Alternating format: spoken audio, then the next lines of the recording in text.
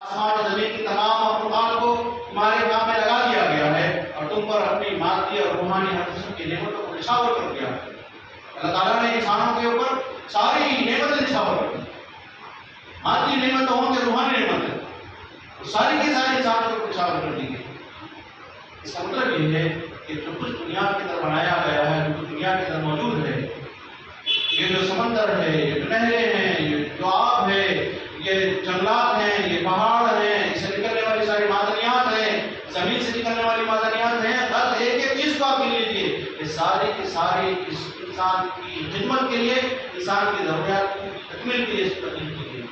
گویا ہمیں یہ معلوم ہوا کہ اس کائنات کے اندر زمین کا جو تخلیق ہے، اس کرۂ ارضی جو تخلیق ہے، اور کائنات کے شمسی نظام کی جو تخلیق ہے، وہ بالکل انسانوں کی خدمت کے لیے پیدا کی گئی ہے۔ اس کا مقصد تخلیق انسانوں کی خدمت اور انسانوں کی ضروریات کی تکمیل۔ گرامی، سوال یہ پیدا ہوتا ہے کہ اتنا کام، اتنی تخلیق، ایک ایک چیز، چھوٹی سے چھوٹی اور بڑی سے بڑی چیز کا خاص خیال رکھا گیا ہے اس دنیا کی تخلیق کے اندر، اس کائنات کی تخلیق کے اندر، جو انسان کی زندگی، انسان کی بقا، انسان کی ترقی اور انسان کی ضروریات کی تکمیل کے لیے فائدہ مند بھی ہو اور اس کو سپورٹ بھی کرتی رہی ہو۔ آخر کیا بات ہے کہ انسان کو اتنے زیادہ اہمیت دی گئی؟ انسان کوئی واحد مخلوق نہیں ہے اللہ تعالیٰ، اس کائنات کی مخلوقات ہزاروں مخلوقات ہیں، لاکھوں مخلوقات ہیں، بے شمار مخلوقات اس کائنات کے اندر پیدا کی گئی۔ انسانوں کے اوپر اتنا کرم کیوں؟ انسانوں کے اوپر اتنا فضل کیوں؟ انسان کو اتنا فضیلت کیوں دی گئی؟ گرامی، انسان کو اس لیے فضیلت دی گئی کہ پوری کائنات کے اندر جتنی مخلوقات ہیں، ان تمام مخلوقات کے اندر انسان ہی وہ واحد اللہ رب العزت کی مخلوق ہے جس کو اس نے علم و ادراک سے اور عقل و شعور سے نوازا ہے۔ کوئی اور مخلوق کو علم و ادراک نہیں ہے، عقل و شعور نہیں ہے۔ میں آپ کو یہ چلتا ہوں اس مکالمے کی طرف جہاں حضرت آدم علیہ السلام کی تخلیق کا پروسیس چل رہا تھا۔ اللہ رب العزت نے فرشتوں کے سامنے تذکرہ کیا کہ میں اپنا نائب زمین کے اوپر بھیجنے والا ہوں، آدم کی میں تخلیق کرنا چاہتا ہوں۔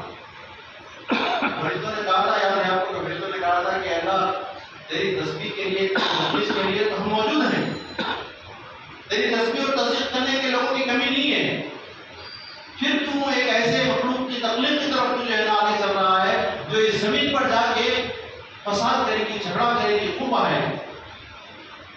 اس وقت اللہ رب العزت نے کہا تھا کہ جو میں جانتا ہوں وہ تم نہیں جانتے، جو مجھے معلوم ہے وہ تمہیں نہیں معلوم ہے۔ چنانچہ کیا ہوا؟ چنانچہ یہ ہوا کہ آدم علیہ السلام کی تخلیق بھی ہوئی، آدم علیہ السلام کو علم دے دیا گیا، ادراک دے دیا گیا، اشیاء کے نام گنا دیے گئے، اشیاء کے نام سکھا دیے گئے، نالج دے دیا گیا، وزڈم دے دیا گیا۔ اس کے بعد آدم علیہ السلام کی تخلیق کے بعد فرشتوں سے سوال کیا کہ اگر تم سچے ہو اپنے دعوے کے اندر تو ان چیزوں کے نام گناؤ۔ فرشتوں نے کہا کہ اللہ کی تعریف و نعمت کی اکثر زیادہ ہمارے پاس علم ہے، ہم کیسے ساری چیزوں کا تذکرہ تیرے سامنے کریں، کیسے اس کے نام گنائیں۔ آدم علیہ السلام کو حکم دیا گیا کہ تم ان چیزوں کے نام بتاؤ، تو جو علم و ادراک و نالج دیا گیا تھا آدم علیہ السلام کو، اس کی بنیاد پر آدم علیہ السلام نے تیزی کے ساتھ ساری چیزوں کے نام گنا دیے۔ اس کے بعد فرشتوں کو حکم دیا گیا کہ کیونکہ آدم علم کی وجہ سے، ادراک کی وجہ سے، عقل و شعور کی وجہ سے تم سے افضل ہے، لہذا سارے فرشتوں کو آدم کو سجدہ کرنا چاہیے۔ سب کے سب سجدے کے اندر گئے۔ اللہ نے کہا کہ میں نے کہا تھا کہ جو میں جانتا وہ تم نہیں جانتے۔ اس ادراک اور فہم اور شعور اور صلاحیت کے ساتھ اس انسان کو پیدا کیا گیا، تخلیق کی گئی، اسی لیے یہ انسان اشرف المخلوقات کہلایا، پوری مخلوقات میں سب سے زیادہ اشرف کہلایا، سب سے افضل کہلایا، اس کو اتنا زیادہ امپورٹنس دیا گیا۔ اور پھر